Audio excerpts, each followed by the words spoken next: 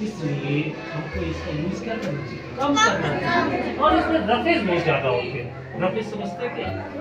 खुरदरापन, और ये क्या कहा जाता है, छिलके का जो वो एक पौष्टिकता है, इसलिए आटा आपको एनर्जी देता है, कार्बोहाइड्रेट होता है उसमें। नेक्स्ट है बेसन एंड सत्तू, ये दोनों अलग अलग है या एक है? क्या लगाव है, क्या लगाव है, कोई बताए, आप बताए।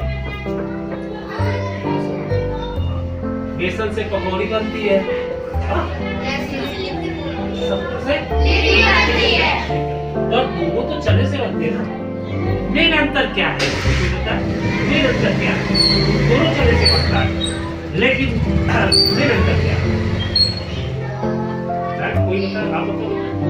दोनों पीले रंग के होते हैं, दोनों खाने में टेस्टी होते हैं, और कैसे दोनों बनते हैं, बेसन कैसे बनता है और सत्तू कैसे बनता है, कोई बताए, कोई बताए इसमें से।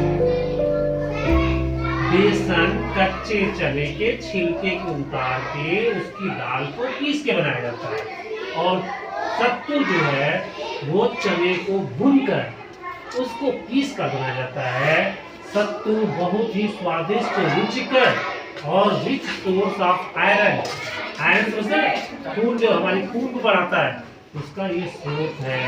सब बेसन आपको ज्यादा फायदेमंद नहीं है जितना फायदेमंद सत्तू है। गर्मी के दिनों में अगर आप, उसमें गर्मी आ रही है ना, आप कोई खाना मत खाइए, सिर्फ सत्तू को ही पी के आइए, तो आपको वो एनर्जी मिलेगी जो आपको अनाजों से नहीं मिलेगी, और ये आपको लू लगने से भी बचाएगा। ठंडा होता है सत्तू, क्या होता है,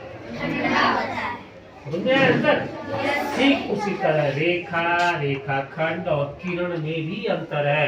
ये तीनों डिफरेंट हैं, line, line segment and rays, these are different, these are not same. ये एक तरह के नहीं हैं, ये तीनों क्या हैं, अलग अलग हैं, इनके गुण भी अलग अलग हैं, पर देखने में लगता है तीनों पर क्या सेम है, इसीलिए आपको अलग अलग फिगर बना के दिखाना।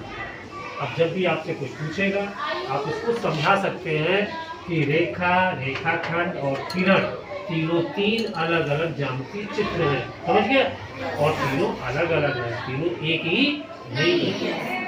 रेखा में दोनों तरफ अनंत लंबाई होती है, ठीक है। रेखाखंड में दोनों तरफ एक निश्चित लंबाई होती है, और किरण में एक अंत बिंदु होता है और एक तरफ अनंत लंबाई होती है, समझ गए? इसी आधार पे मैं आपको अभी कोण बताऊंगा कि कैसे कोण बनते हैं, ठीक है, कैसे कोण बनते हैं। अब देखिए, हम अपनी उंगलियों को दिखा रहे हैं, ये देखिए उंगलियां देख रहे हैं, हाँ, ये एक उंगली है, एक ये उंगली है ना, दोनों उंगलियां एक पॉइंट पे आके जुड़ी है, ठीक इसी तरह का कॉन्सेप्ट है। देखिए, इसको अगर आप एक रे मान लेते, एक इसको रे मान लेते, उसके बीच में जो झुकाव है, ये क्या बताता है, एंगल बताता है, कोण बताता है, समझिए। ऐसे कोण की परिभाषा है,